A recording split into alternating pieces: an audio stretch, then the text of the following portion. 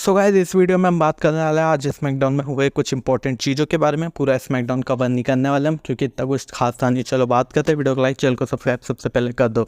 तो सबसे पहले हम बात करेंगे आज का जो मेन इवेंट होता है।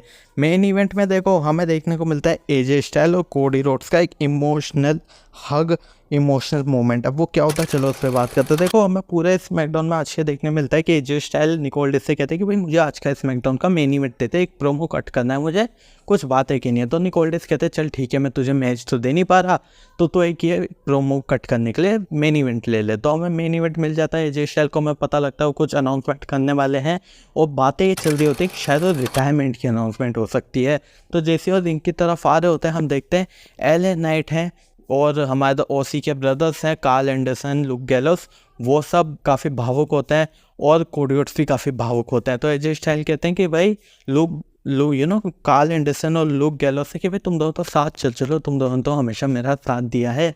उन्हें वो साथ लेके जाता है, वो रिंग में जाते हैं। वो कहते हैं कि भाई मेरा ये जो कमाल का करियर है 2 डेकेड से जो चलता आ रहा है रेसलिंग इंडस्ट्री में, ये अब मुझे लगता है अब शायद कहीं ज़्यादा आगे नहीं जा सकता। वो कहते हैं मैं फिनोमिनल तो हूँ लेकिन शायद मैं एक फिनोमिनल फादर भी हूँ। उसके साथ वो कहते हैं कि भाई मेरा बेटा ग्रेजुएट भी हुआ, हमने उसकी भी पार्टी करी, लेकिन अब समय आ चुका है मैं एक फिनोमिनल डैड वापस से बनूँ। और वो उसके साथ कहते हैं कि भाई काफ़ी सारी चीज़ें उन्होंने देखी, यहाँ पे काफ़ी सारी चीज़ें सीखी। उसके बाद वो जो अपने ओसी के ब्रदर्स उनके साथ ट्विस्टेड वाला भी कहते हैं कि भाई तुम लोगों ने भी काफ़ी साथ दिया। उसके बाद कोडी रोड्स आते हैं। कोडी रोड्स से वो कहते हैं कि भाई ये जो हाउस है जो एजे स्टाइल ने बिल्ड करा है इसकी चाबी मैं तुझे देना चाहता हूँ, इसमें तुझे बुलाया है। वहाँ पे कोडी रोड्स भी काफ़ी इमोशनल हो जाता है। कोडी रोड्स कहते हैं कि भाई मुझे याद है भी कैसे बैकलैश के टाइम जब मैच हमारा हुआ था तो मैंने देखो मैसेज करा था कि भाई मैंने तेरे को हमेशा एक बड़े भाई जैसा माना था। एजे स्टाइल भी वही कहते हैं हाँ भाई सही बात है। इसके बाद वो कहते हैं कि भाई one of the great matches है वो मेरे करियर के जो मेरे तेरे साथ लड़े कोडी बैकलैश में। उसके बाद हम देखते हैं दोनों एक दूसरे का हाथ उठा रहे होते हैं, काफ़ी इमोशनल मोमेंट होता है। मेरा तो रोना निकल जाता है, लेकिन उतने में एजे स्टाइल अपना हरामीपना दिखाते हैं, अटैक कर देते हैं कोडी रोड्स पे और इतना बुरा मारते हैं कि धागे खोल देते हैं कोडी रोड्स के हमारे एजे स्टाइल। तो मतलब ऑब्वियस सी बात है हरामी होता है, कितने भी आंसू बहा ले वो। तो इस तरह से हमें देखने को मिलता है कि आज का मेन इवेंट तो ख़त्म हो जाता है। बात करते हैं दूसरे इंपॉर्टेंट चीज़ की जो होती है आज के ब्लड लाइन सेगमेंट में। अब देखो ब्लड लाइन का सेगमेंट काफ़ी अच्छा देता है स्मैकडाउन पे, ये बात तो तय है। कुछ भी हो लेकिन अच्छा हमेशा ब्लड लाइन का सेगमेंट ही देता है। तो देखो होता क्या ना आज के ब्लड लाइन के सेगमेंट में कि पहले हम बैकस्टेज देखते हैं कि भाई जो सोलो सिका है वो ट्रेन कर रहे हैं हमारे जो है तोंगा ब्रदर्स को, क्योंकि उनका मैच होता है स्ट्रीट प्रॉफिट के अगेंस्ट। लेकिन वहाँ से पॉल हेमन आ जाते हैं, वो कहते हैं कि भाई देख ये चीज़ें सही नहीं हो रही, जो भी हो रहा है पहले जो भी वायलेंस होता था WWE में ब्लड लाइन में वो ट्राइबल चीफ ऑफ आइसमैन की आपस की बातचीत आपसी सहमति से होता था। लेकिन ये लोग सिर्फ ये जो तेरे नए चेले हैं ये सिर्फ ब्लड लाइन के लिए नहीं WWE के लिए भी हानिकारक है, समझ इस बात को। उसके बाद हमारे पॉल हेमन कहते हैं कि भाई सही चीज़ यही होगी अगर हम तैयार करें कि भाई जब रोमन रेंग्स वापस आएगा तो उसके लिए क्या प्लान होगा।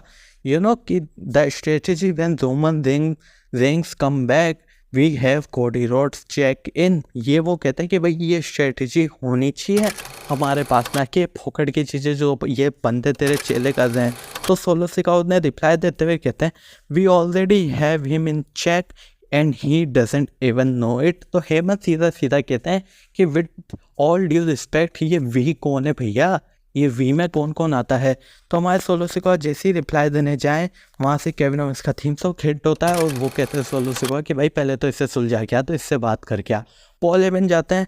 पॉल हेमन जैसे ही जाने लगते हैं केविन ओवेंस का पहले हमें दिखाया जाता है कि वो बातचीत कर रहे हो, बता रहे हैं कि भाई रैंडी ऑर्टन को इंजरी थोड़ा रिकवर हो रहा है, वो 2 से 1 हफ्ता लगेगा आने में। लेकिन पॉल हेमन आता है, वो कहते हैं लेडीज़ एंड जेंटलमैन। वो रिंग की तरफ चलते हुए आते हैं। रिंग के अंदर घुसने से पहले वो कहते हैं कि भाई as a man to man, as a father to father, as a hall of famer ये वो। तो हमारे केविन ओवेंस कहते हैं भाई इतनी फॉर्मेलिटी की जरूरत नहीं, डायरेक्ट रिंग के अंदर तेरी बात कर। तो पॉल हेमन कहता है अच्छा भाई आ जाता हूँ। उसके बाद हम देखते हैं वी फॉन्ट रोमन के चैंट्स लगते हैं तो पॉल हेमन भावुक हो जाते हैं। वो कहते हैं भाई तुम विश्वास नहीं करोगे सरीना में कोई नहीं होगा मुझसे ज़्यादा जो चाहेगा कि रोमन आ जाए। वो आता है, वो कहते हैं कि भाई देख ये लोग काफ़ी ज़्यादा खतरनाक हैं, पिछली वाली ब्लड लाइन से भी ज़्यादा खतरनाक है।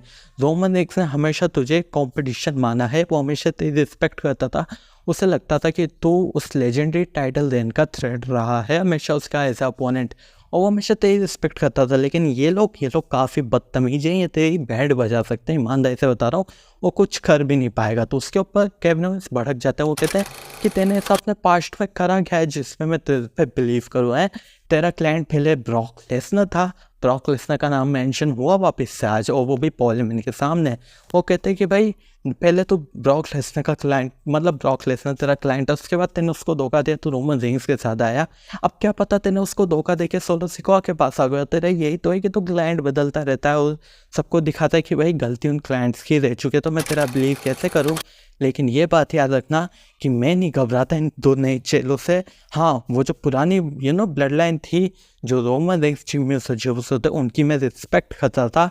लेकिन इन लोगों की जो ये है सोलो सिकोआ के साथ दो नए चेले, इन्हें तो मैं ब्लड लाइन में भी नहीं गिरता और ना मैं इनकी रिस्पेक्ट करता हूँ। ये सीधा सीधा केविन ओवेंस कह देता है। मतलब ऐसा हमें फेस दिखाई जा रही है, वो जो पुरानी ब्लड लाइन थी जो कभी हील फैक्शन हुआ करती थी, ये हमें सीधा सीधा पता लग रहा है। तो पॉल हेमन कहता है तू कर ले भाई जो करना है, लेकिन बात याद रख, तेरे को मेरी बात माननी पड़ेगी, क्योंकि तेरे को लगता क्या है मैं हूँ कौन है, मैं एडवाइजरी हूँ, मैं वाइस मैन हूँ, मैं हॉल ऑफ फेमर हूँ, तेरे को लगता क्या तू है। उसके बाद वो गलती से हिट कर देते हैं हमारे केविन ओवेंस को। केविन ओवेंस का मुंह देखने लायक होता है। वो जैसे अटैक करने जाते हैं हमारे पॉल हेमन पे, तो वहाँ से आ जाते हैं सोलो सिकोआ और तोंगास ब्रदर। उसके बाद होता क्या है, एक ब्रॉल होती है इनकी, और स्ट्रीट प्रॉफिट भी आ जाती है, क्योंकि स्ट्रीट प्रॉफिट और तोंगा तांगा लोहा का मैच होता है, तो इन लोग की एक ब्रूटल ब्रॉल हो जाती है। और हम देखते हैं कि भाई इसके बाद एक मैच होता है जहाँ पे स्ट्रीट प्रॉफिट हार जाती है और तोंगास ब्रदर जीत जाते हैं। तो हाँ, हमने देखा आज के ब्लड लाइन के जो सेगमेंट थे उसमें पॉल हेमन ने वापस से काफ़ी ज़्यादा रोमन रेंस की बात करी कि भाई वो काफ़ी अच्छा था, ये लोग तो बेकार बेवकूफ़ हो गए, तो इनकी बातों पे ध्यान मत दे। और हमने देखा कि केविन ओवेंस ने नेम ड्रॉप करा ब्रॉक लेसनर का। बाकी हाँ, रोमन रेंस का रिटर्न ज़्यादा दूर नहीं है, पुरानी ब्लड लाइन का रिटर्न ज़्यादा दूर नहीं है। जल्दी से वीडियो को लाइक, चैनल को सब्सक्राइब कर दो। मिलता हूँ next video. Thanks for watching, bye bye, sayonara।